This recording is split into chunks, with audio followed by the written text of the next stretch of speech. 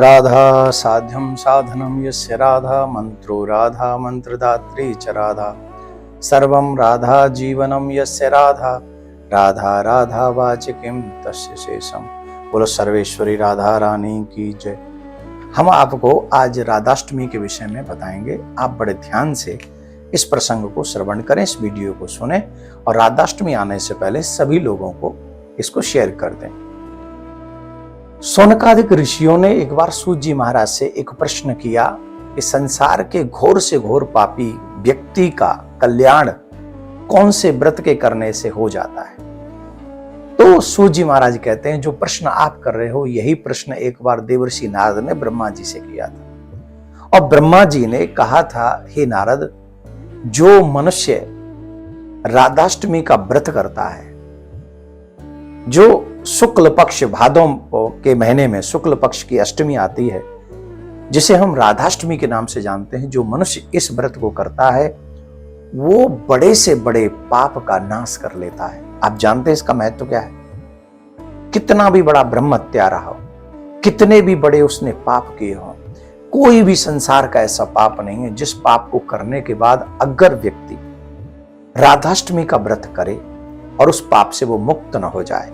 इसमें एक प्रश्न ये और जोड़ा था कि जो चाहते हैं कि नित्य निवास गोलोक मिले, जो व्यक्ति संसार में मनुष्य बनकर आए हैं और वो चाहते हैं कि मरने के बाद दोबारा वापस इस पृथ्वी पर ना आया जाए, ऐसा कोई उपाय बताइए। तो ब्रह्मा जी ने कहा, हे नारद, ऐसे मनुष्य को जो गोलोक धाम की प्राप्ति चाहते हैं उन्हें राधाष्टमी का व्रत अवश्य करना चाहिए। राधाष्टमी का व्रत करने से युगल सरकार प्रसन्न होते हैं, प्रिया प्रीतम प्रसन्न होते हैं और उसके एक पीढ़ी नहीं अनंत पीढ़ियां तर्ज, मतलब कई पीढ़ियां तर जाती हैं। कई एकादशियों का फल राधाष्टमी के व्रत के फल में उसकी बराबरी नहीं कर सकता एक राधाष्टमी का व्रत।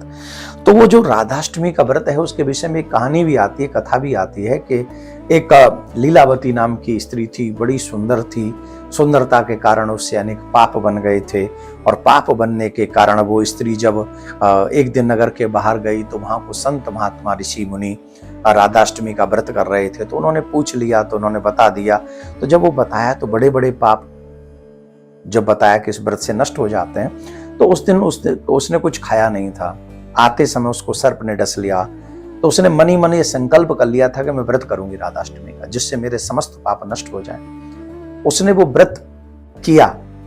सर्प के डसने से यमराज के दूत आए और वहीं यमराज के दूत जब लेके जाने लगे तो भगवान के दूत आ गए और उसे गोलोक ले गए। ये कहानी मैंने शॉर्ट में सुना दी आपको। जो व्यक्ति राधाष्टमी का व्रत रखता है वो कुल के कुल तार देता है अपने।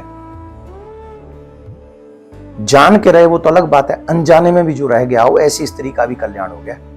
तो आप सबसे निवेदन है, सर्वेश्वरी राधा रानी को प्रसन्न कीजिए, ये व्रत कीजिए और जो ये व्रत करते हैं उन्हें निश्चित प्रिया प्रीतम की कृपा प्राप्त होती। तो आपके ऊपर भी कृपा हो। इस वीडियो को ज्यादा से ज्यादा सनातनियों को सुनाएं, जिससे ज्यादा से ज्यादा सनातनी राधाष्टमी का व्रत कर सकें। होता क्या है, कृष्ण जन्माष्टमी का जो व्रत है सब करते हैं और राधाष्टमी का व्रत बहुत कम लोग करते हैं। आपसे आग्रह, ज्यादा से ज्यादा लोग इसका व्रत करें। राधे राधे।